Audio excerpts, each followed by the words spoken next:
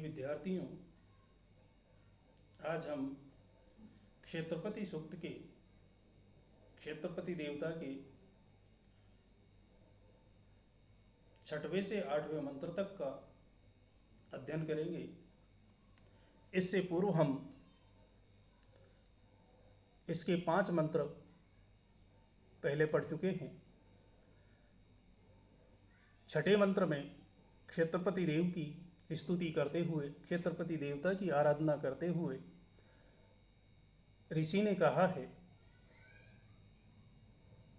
कि वो क्षेत्रपति देव हमारे हित की समस्त चीज़ों को सुखपूर्वक वो आसानी से हमें प्राप्त होती रहें, इस प्रकार का आशीर्वाद प्रदान करें। और 6ठे मंत्र में जो आज हम पढ़ने जा रहे हैं उसमें उन्होंने कहा कि अर्वाचि सुभगे भव सीते वंदाम हेत्वा यथान सुभगाससी यथान सुफलाससी। सुभगे, हे सौभाग्य को प्रदान करने वाली सीते। सीते, यहाँ सीते का तात्पर्य राम की पत्नी सीता से नहीं है, अपितु हल के द्वारा जो बनाई गई कूड़ है उससे है। हल जोतते समय जो हल की फाल से लाइन बनती है उसको कूड़ कहा जाता है और उसी को सीता कहा जाता है। क्योंकि हम यदि वैसे भी देखें तो सीता का जो जन्म था वो खेत की जुताई करते समय उस हल की फाल से ही हुआ था, उस कूड़ से ही हुआ था, इसलिए उनको भी, जनक की पुत्री को भी सीता कहा जाता है। तो यहाँ पर उसी को, हल की बनाई गई कूड़ को संबोधित करते हुए कहा गया है कि सुभगे सीते, हे सौभाग्यशाली, सौभाग्य को प्रदान करने वाली सीते, अर्थात हल के द्वारा बनाई गई कूड़ त्वाम वंदामहे, तुम्हें हम नमस्कार करते हैं, तुम्हारा वंदन करते हैं। अर्वाचि भव, इसलिए तुम हमारे अनुकूल हो जाओ, हमारे अनुकूल बनो। और यथा, और जिस तरह से, न हमारे लिए सुभगा, उत्तम ऐश्वर्य वाली हो सको, आससी, ऐसी बन जाओ। जिस तरह से आप हमारे लिए उत्तम ऐश्वर्य को प्रदान करने वाली बन सको, और यथा, और जिस तरह से सुफला आससी, हमें उत्तम फल प्रदान करने वाली बनो, अर्थात हमें उत्तम फल देती रहो, प्रदान करती रहो। तो हे सौभाग्यशाली सीते, अर्थात हे हल के द्वारा बनाई गई कूड़, हम आपको नमस्कार करते हैं। तुम हमारे अनुकूल हो जाओ और जिस तरह से हमारे लिए उत्तम ऐश्वर्य वाली बन सको, हमारे लिए उत्तम ऐश्वर्यों को प्रदान करने वाली बन सको, उसी प्रकार से हमें उत्तम फल प्रदान करती रहो, हमें उत्तम फल देती रहो।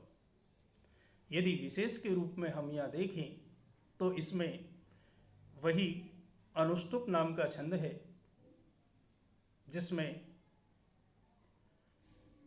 32 वर्ण होते हैं, 4 चरण होते हैं और 8-8 वर्ण होते हैं। सुभगे एक जो शब्द आया है वो शोभनम भग है, यस्य सा, यहाँ बहुब्रीहि समास है।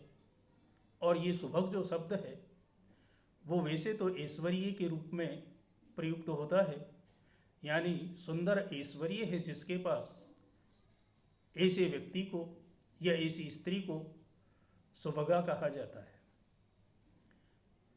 लेकिन ये जो शब्द है वो अनेकार्थक शब्द है और सुभगे शब्द के जो अर्थ हैं वो अनेकों हैं। जैसे समग्र ऐश्वर्य, दूसरा वीर्य या पराक्रम, उसे भी सुभग कहा जाता है। यश, कीर्ति, लक्ष्मी, ज्ञान तथा वैराग्य, ये 6 प्रकार का भग या ऐश्वर्य माना जाता है। तो भग का तात्पर्य यहाँ ऐश्वर्य से है, और ऐश्वर्य ये 6 रूप वाला होता है, इसके 6 अर्थ हो सकते हैं, इसीलिए इसको अनेकार्थक शब्द कहा जाता है। यहाँ सीते ये जो संबोधन है वो एक वचन का है, और सीता का अर्थ यहाँ खूड से या हल द्वारा जोती गई भूमि से है, उसे ही सीता कहा जाता है। एक शब्द है सुफला, यानी शोभनम फलम यस्यासा, सुंदर फल जिसका हो वो सुफला कहलाता है। इसमें भी बहुव्रीहि समास है, और इस तरह से विशेष के रूप में ये हम 5-6 चीज़ें इसमें लिख सकते हैं।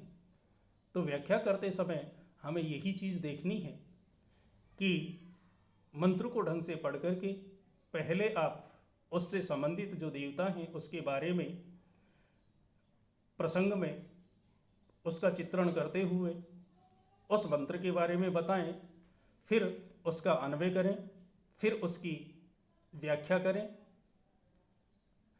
और फिर उसके बाद उसमें जो विशेष व्याकरणात्मक टिप्पणी या जो विशेष बातें हैं उनको आप विशेष के रूप में दर्शाएं, तभी आपकी व्याख्या संपूर्ण होती है। अगले 7वें मंत्र में हम देखें तो यहाँ पर भी उन्होंने उसी हल की कूड़ का वर्णन किया है कि इंद्र है सीताम निगृणांतु ताम पूषाणु यच्छत सा न पयस्वती दोहाम उत्तराम उत्तराम समा। इंद्र है, इंद्रदेव सीताम हल के द्वारा बनाई गई उस कूड़ को निगृणातु अत्यधिक गहरा बनाए, यानी वो इंद्रदेव हल से बनाई गई उस कूड़ को गहरा बनाए। क्यों? क्योंकि इंद्र की कृपा से जो जल बरसेगा उस जल से भूमि नम होगी, और भूमि नम होगी तो हल गहराई से चलेगा और कूड़ भी गहरी बनेगी। इसीलिए यहाँ निवेदन किया गया है इंद्र से कि वो इंद्रदेव हल से बनाई गई उस कूड़ को अत्यधिक गहरा बनाए।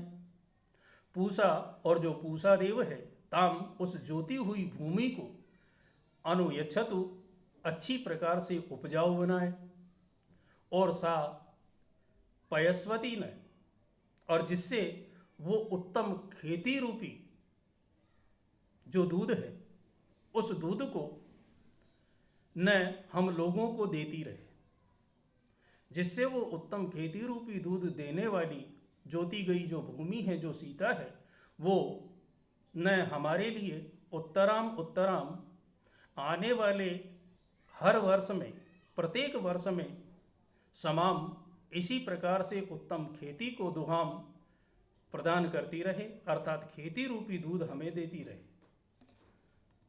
तो यहाँ इस मंत्र में इंद्रदेव से प्रार्थना की गई है कि वो इंद्रदेव हल से बनाई कूड़ को गहरा करे, और पूषादेव उस जोती हुई भूमि को अच्छी प्रकार से उपजाऊ बनाए, जिससे हम उत्तम खेती रूपी दूध देने वाली जोती गई उस भूमि से, अर्थात सीता से, उस कूड़ से हमारे लिए आने वाले प्रत्येक वर्ष में उत्तम खेती रूपी दूध हमें वो कूड़ प्रदान करती रहे, वो सीता प्रदान करती रहे। यहाँ यदि विशेष के रूप में हम देखें तो प्रस्तुत मंत्र में अनुष्टुप नाम का छंद है।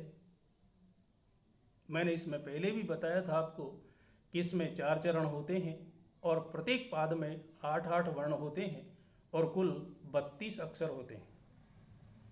यहाँ इंद्र है, ये देवता के रूप में जो प्रयुक्त किया जाता है, ग्रिफिथ ने इसे वर्षा का देव माना है, जबकि दयानंद सरस्वती जो वेदों के प्रकांड अध्येता रहे हैं, उन्होंने इसका अर्थ भूमि को जोतने वाला किसान किया है। एक शब्द है इसमें पूषा, इसे कृषि का देव माना गया है, और एक शब्द है अनुयच्छतु। यहाँ अनु उपसर्ग पूर्वक यम यानी वश में करना धातु से ये रूप बनता है। अब हम देखते हैं अंतिम और 8वें मंत्र को। यहाँ पर भी उन्होंने अपने सुख की कामना करते हुए क्षेत्रपति देव से कहा है कि सोनम न है फाला विक्रसतु भूमि, सोनम की नासा अभियंतु वाहे, सोनम पर्जन्यो मधुना पयो भी, और सोना सीरा सुनम अस्मासु धत्तम। फालाह जो हलों की फाल है, वो हमारी भूमि को सोनम सुखपूर्वक विकसंतु ज्योति। जो हलों की फाल है वो कभी टूटे नहीं, कभी भौंतरी नहीं हो और सुखपूर्वक हमारे खेतों को जोतती रहे। तो फालाह जो हलों की फाल है वो न भूमि हमारी भूमि को, हमारे खेत को सोनम सुखपूर्वक विकसंतु जोते। किनासा और जो किसान हैं वो सुखपूर्वक वाहे अपने बेलों के साथ, सोनम सुखपूर्वक भूमिम अभुयंतु खेतों पर पहुँचे। जो किसान हैं वो अपने बेलों के साथ सुखपूर्वक खेतों पर पहुँचे, उन्हें मार्ग में किसी प्रकार का कष्ट नहीं हो। और पर्जन्य है और जो मेघ है, जो बादल हैं, वो भी सोनम सुखपूर्वक मधुना मधुरता से परिपूर्ण अर्थात मीठे पयोभी जलों को बरसा करके हमारे खेतों को सींचे। सुना सीरा और सुन और सीर दोनों अस्मासु हम लोगों को सोनम धत्तम सुख प्रदान करे। सुन और सीर दोनों हमें सुखों को प्रदान करें। तो व्याख्या में हम लिखेंगे कि हलों की फाल हमारी भूमि को सुखपूर्वक जोते, किसान अपने बैलों के साथ जिनसे वो हल चलाता है सुखपूर्वक खेतों पर पहुँचे, और मेघ सुखपूर्वक मधुरता से परिपूर्ण मीठे जलों से हमारे खेतों को सींचे, और सुन और सीर यानी इंद्रदेव हमें सुखों को प्रदान करें। यहाँ यदि विशेष में हम देखें तो इस मंत्र में त्रिष्टुप नाम का छंद है।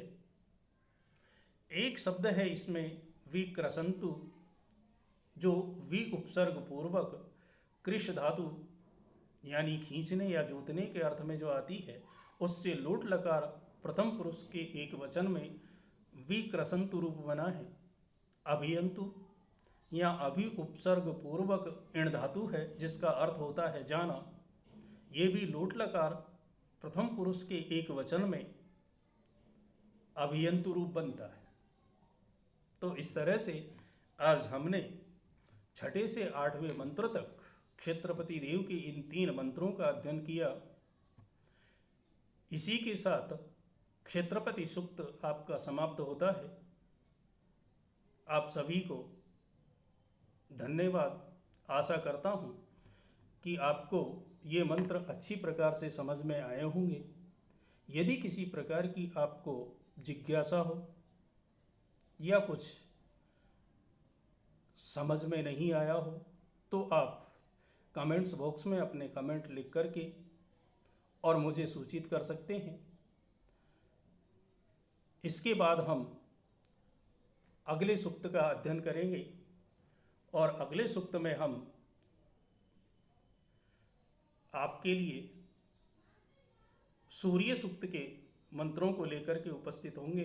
तब तक के लिए धन्यवाद। पुनः आपसे जल्दी ही फिर मिलते हैं।